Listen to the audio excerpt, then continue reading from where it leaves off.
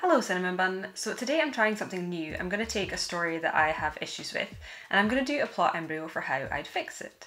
Now the plot I'm going to try and fix is Tomb Raider 2013. So this game came out 5 years ago.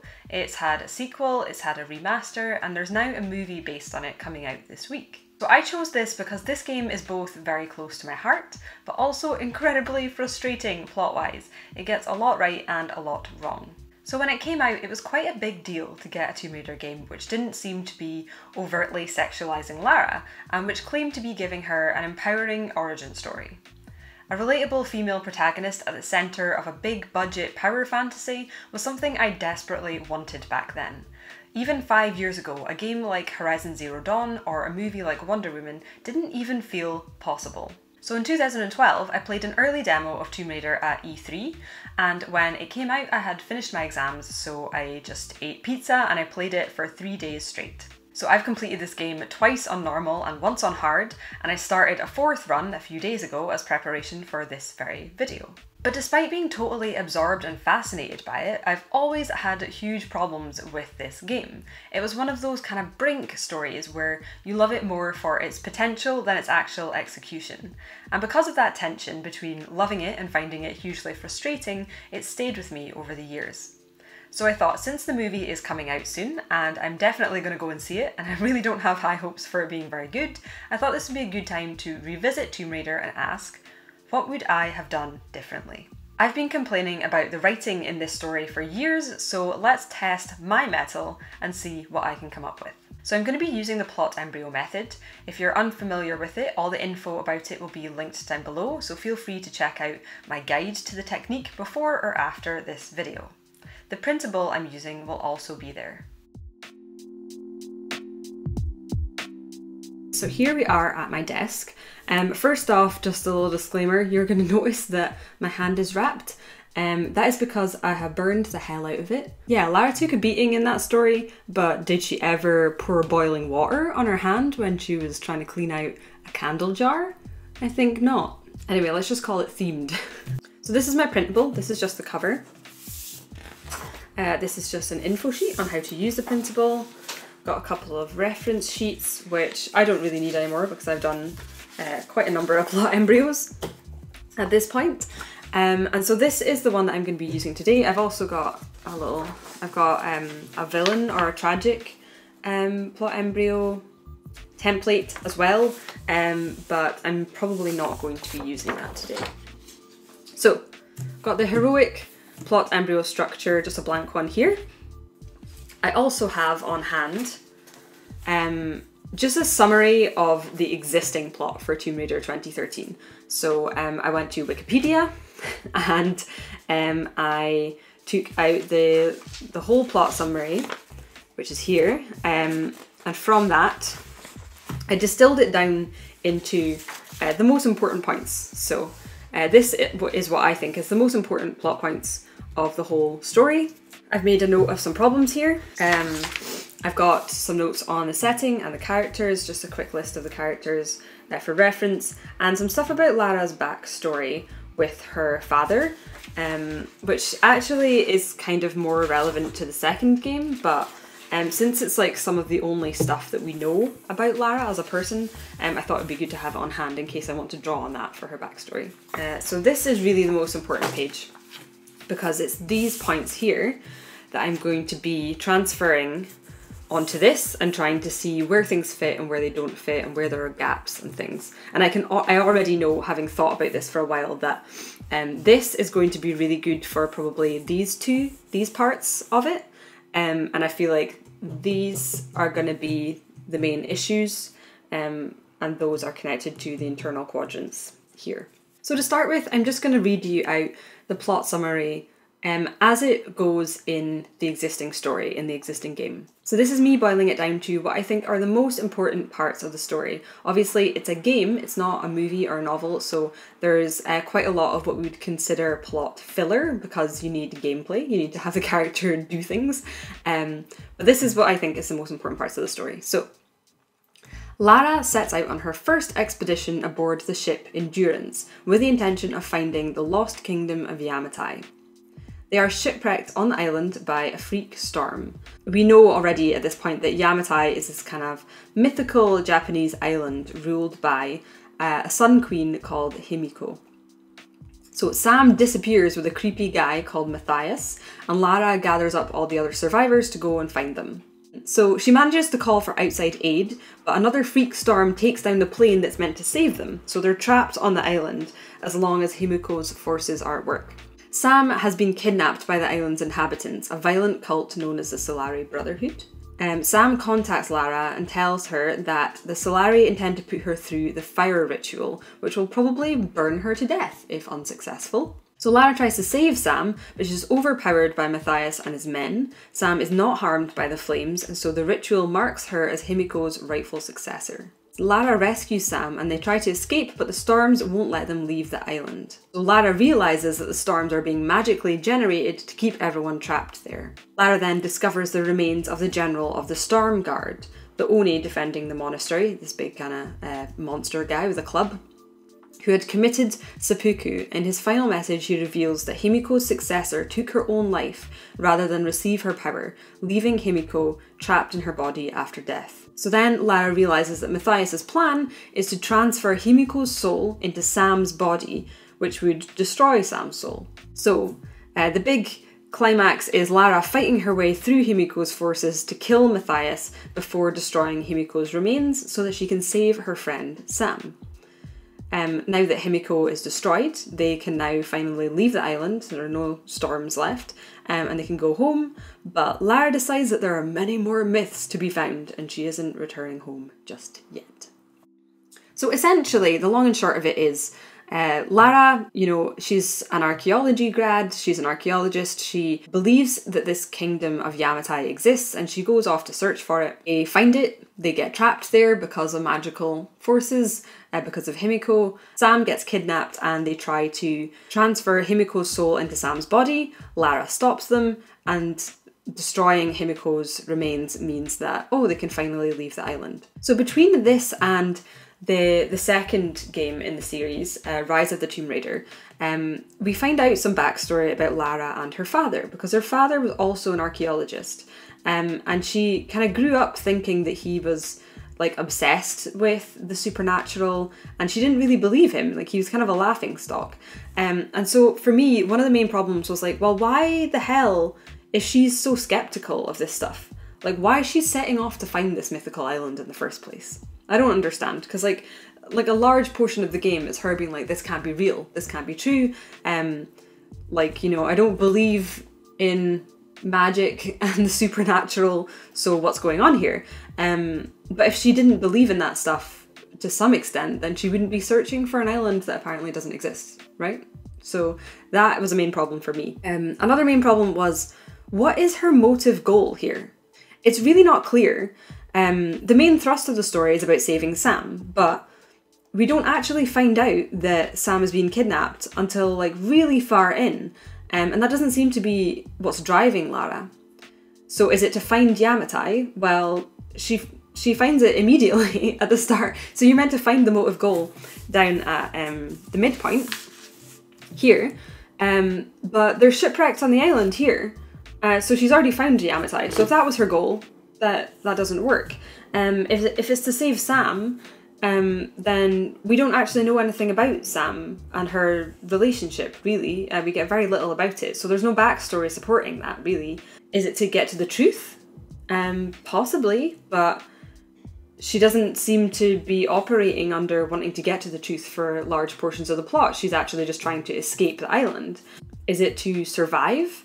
Well, everyone wants to survive. Survival as a motive goal is really difficult to pull off, because no one ever wants to survive just to survive. Everyone wants to survive to do something, to live, to be with their loved ones, to achieve a goal. So that is a big kind of vagueness for me, is this part here, the motive goal and stakes. And then we have, so the internal realm here for Lara. How does she start off and how does she end up? Like, how does she grow or change? Now, the whole point of this story was meant to be Lara Croft before she became Lara Croft. So in the beginning, she is She's quite naive, she's scared, she's just this archaeology grad student really. She's got a hunch, but she's not a survivor yet. She doesn't really know what she's doing. She's very scared of everything. And then over the course of the story, she becomes the Tomb Raider. She becomes this survivor, this adventure hero, this person who can, you know, jump off burning buildings and climb cliffs and raid tombs. So there's a lot of chat about her, you know, like, just follow your instincts, Lara, especially from Roth, who's a kind of mentor figure for her. But there doesn't seem to be like one plot point where it's like, oh, she's discovered that she needs to trust her instincts and now she does that from now on. It's very vague. Her growth it's not very centered around one thing, which makes it kind of confusing. So what does she learn over the story? Is it to not piss off Sun Queens? Don't pick fights with supernatural beings? Is it that she had the strength inside her all along? Or is it like about skepticism and, you know, believing in the supernatural or believing in things that can't be explained? Okay, let's start by just transferring the plot points that we can fit onto here onto here.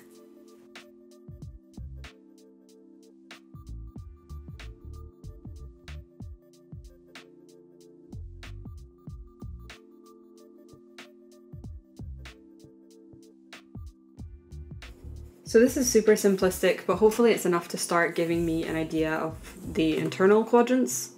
The internal and external quadrants, because those are really going to be the important part, because they have, like, this story it's a good action story. They've got, like, all the action parts are fine. They've got the, like, plot mechanics of it, but it's like the underlying substance that is, like, missing.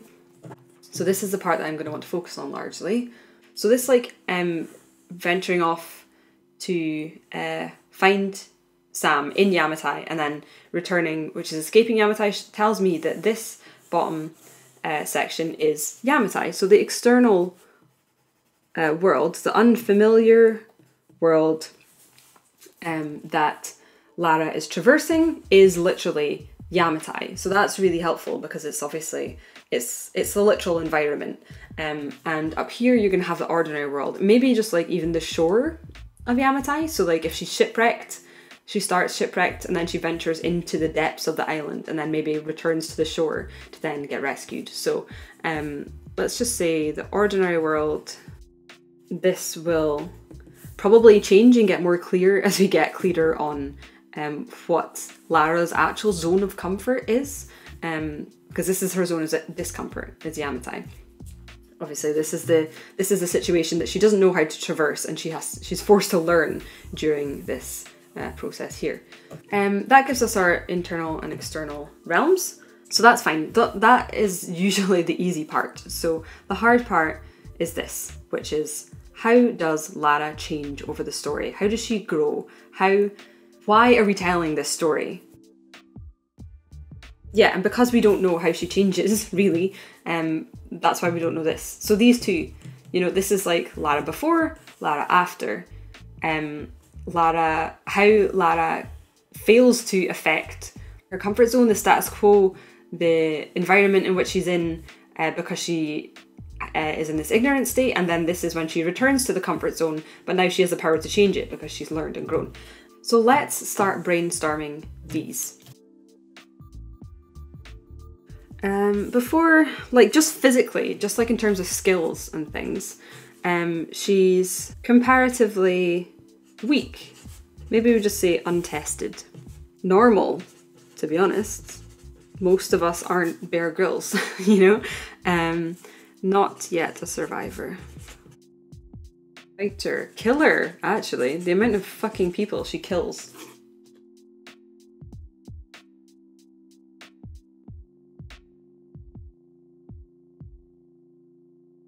Well, like, accepting that you're just ignorant about some things. But then that doesn't work either, because at the beginning, like, everyone's constantly telling her to trust her instincts as if she doesn't trust her instincts. So, like, for that to be the thing she learns, which is like, there's more out there than you can explain, there's more than you know, she has to start out thinking she knows everything, but she's already unsure. She doubts herself all the time.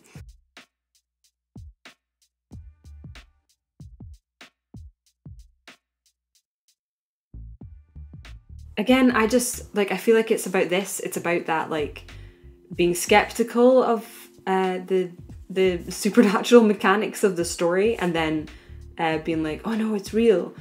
I don't find that very interesting.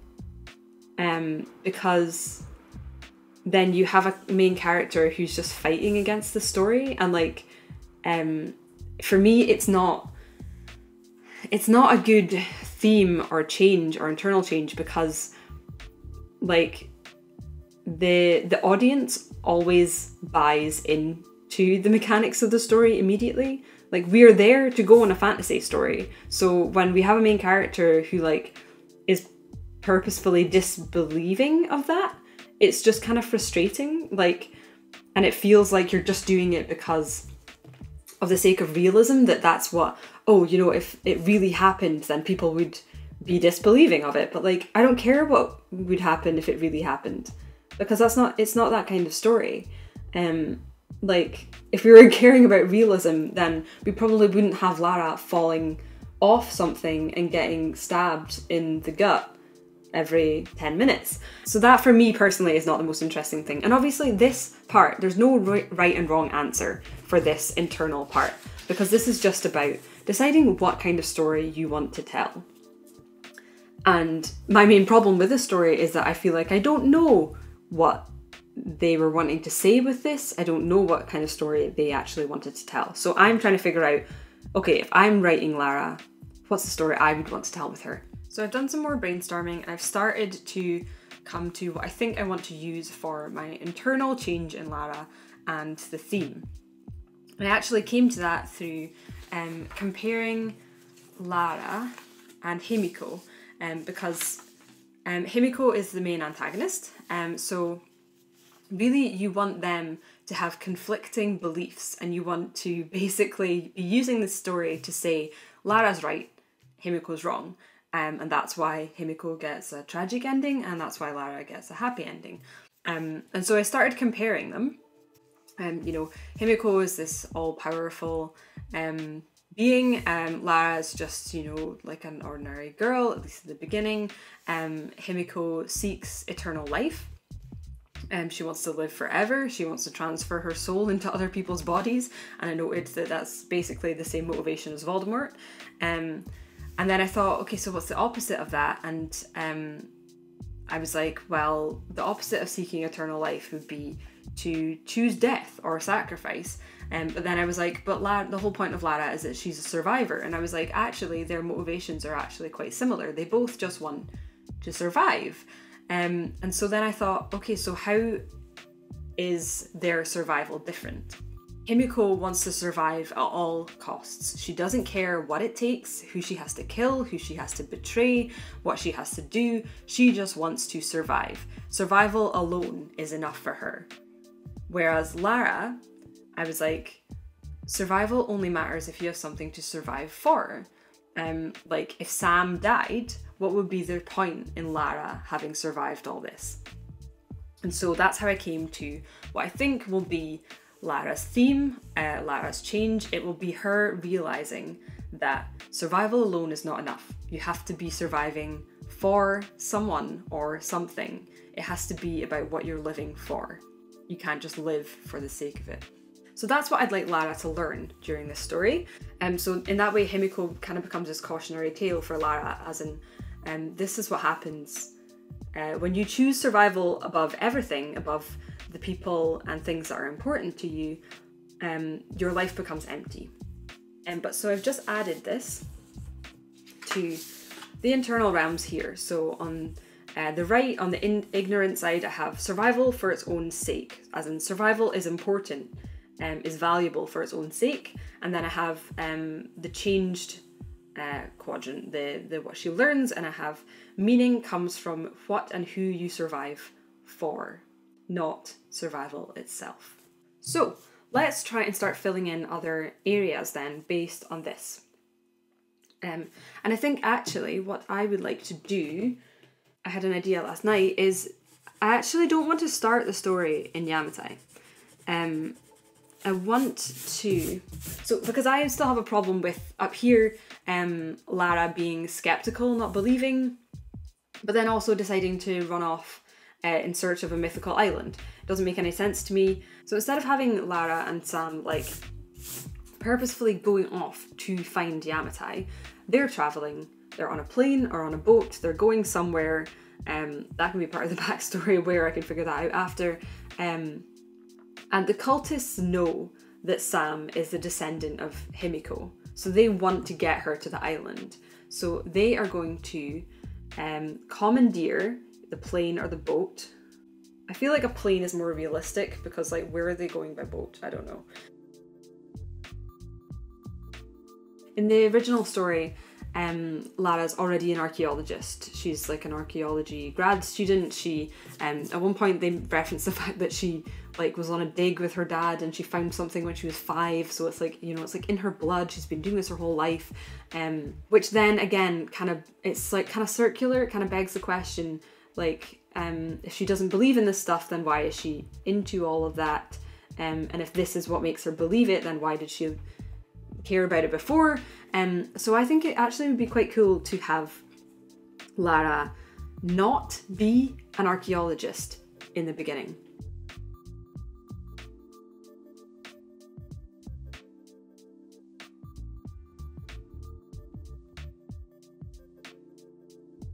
Okay, well let's work on this part then. So Lara becoming enlightened, realising that it's about what you survive for, it's not about just surviving, that she actually wants to prioritise Sam over herself. So here we're going to want to have her do the opposite. We want to explain what made her believe that survival for its own sake is valuable. Okay, now I'm going to try brainstorming some backstory here.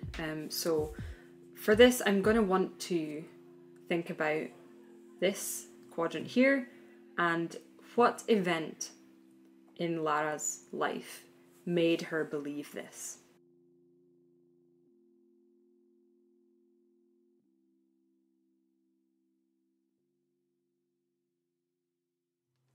Okay, so I went away and brainstormed some backstory based on these, and as you can see I was trying to go for the 10 ideas method, so I got to 8 and then I actually figured it out, so I just stopped there, and that's all crap. But basically, once I got that, everything kind of slotted into place, and I think I've managed to finish this plot embryo. So I'm going to go over the backstory stuff and then I will fill this all in and we'll have a look. So the backstory that I came up with was that it was never her dad that was the adventurer, it was her mum. And that is why she died. So her mum was a mountain rescuer. She was a kind of thrill seeker. She loved adventure.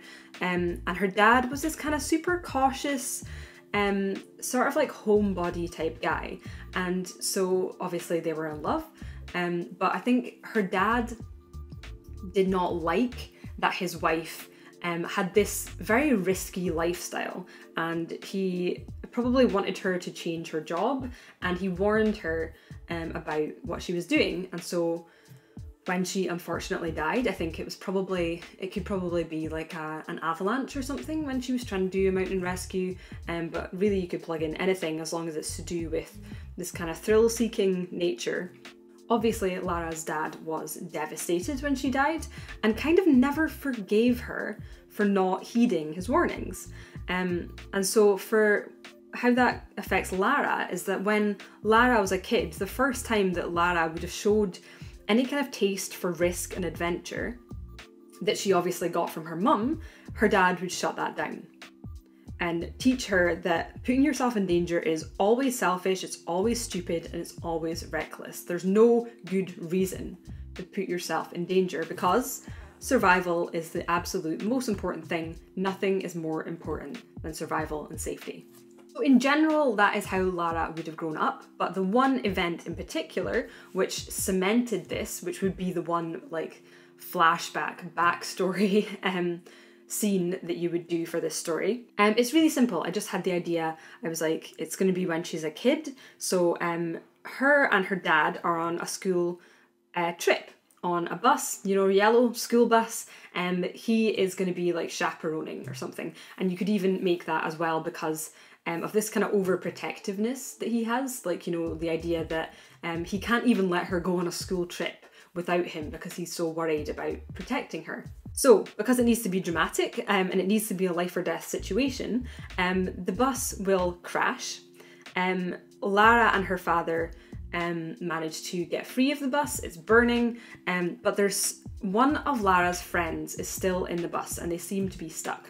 I don't know if it's a best friend, it's a childhood friend, and Lara tries to go back for her friend and her father stops her. He grabs her and physically stops her from running in to save her friend, and just as he does, the bus explodes. Her friend dies, and he is obviously terrified that it could have been her, and so he gives her into trouble for trying to run back in. He says, you know, you would have died as well, and nothing and no one is worth that. Like, there was no way that you could have saved that friend, and if you'd tried, and you did try, if I hadn't stopped you from trying, it would have just got you killed as well, and then where would we be? So this event means that Lara grows up in a very similar way to her father, being very cautious, avoiding risks wherever she can. And I think actually, instead of living in the US with Sam, now that I've made her this kind of risk-averse person, she's probably not likely to move from the UK to the US as a young person. So I think I'll have Sam come to the UK instead. So Sam is a Japanese American, and she is studying with Lara in the UK. So, as you're going to be able to see here as well, this means that now that I've got these external quadrants, I've got the risk-averse life, you know, she's being very cautious, she's probably quite bored with it because, you know, she does have this intrinsic thrill-seeking spark that her mum had, but she's been repressing it for most of her life. And then you have Yamatai and risk and danger. And so the points at which she's going to be most ensconced in safety is here in her comfort zone. And the point where she's going to be most at risk and the deepest danger is obviously when she decides to sacrifice herself for Sam. She literally puts her life on the line. Lara isn't studying archaeology. She's doing something that's even more safe and boring than that. She's studying geology. And not really enjoying it, you know, like just kind of living this like slightly boring, miserable existence. And I think in terms of Sam here as well, I didn't have space to put it, but I think that there's going to be tension with her relationship with Sam here because obviously it's not a life or death thing, but Sam is going to feel probably frustrated with the fact that Lara is so risk averse, so cautious. I think there's going to be points in their relationship where Lara doesn't support Sam or doesn't put herself out there for Sam because she's like a turtle in her shell, you know, because that's what her dad taught her to be. And that is going to frustrate Sam because it's not nice to have a friend that never puts themselves out there for you, you know. So up until this point, she's going to be really risk averse, cautious, and I've changed it here in search as well because because now that I had a clearer idea of that. So there's going to be a situation here where probably with the cultists, probably they're captured along with some other survivors, and Lara is going to have a choice between choosing what seems like a safe option and a risky option, and she's going to do what she's been taught to do because she's still in this zone. She's going to choose the safe option, but there is no safe option really in life, so it's going to backfire on her. She is going to end up being put in danger or punished for it anyway, because there is no real thing as safety. There's nothing you can do that is guaranteed to make you safe. And realizing that she's chosen what she thought was the safe option, even though she doesn't necessarily want to, and it still didn't do what she wanted it to, is going to prep her to then have this realization that there's more to life than staying safe. There's more to life than surviving. It's important that you live for people, for experiences, and that is necessarily going to involve taking risks. So she's going to come full circle, and by the end of it, the change, so they're going to escape Yamatai eventually, her and Sam at least, maybe some of the other survivors. She's going to return to this normal life as a student in the UK, maybe in her last year or whatever, and she's going to change her major from geology, the boring geology where, you know, you just study rocks and what they do, and you probably don't go into very dangerous situations.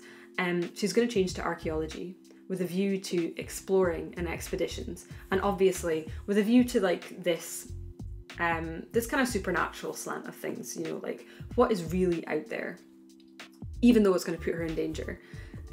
So she's going to have become Lara Croft by the end of this, and her friendship with Sam is now going to be stronger than ever as well, because now she's willing to take risks for the rewards. She's now willing to stick her neck out for her friend when she needs it, and that is going to be more of a give and take with her and Sam is going to respect her more, and their bond is going to be even stronger.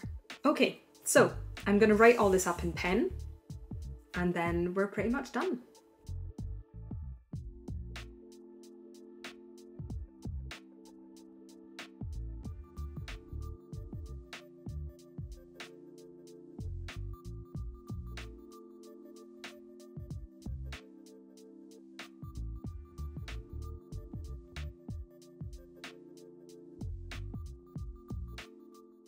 So this is the completed plot embryo, and if you'd like to take a closer look, you'll be able to find a link to that down in the description box below.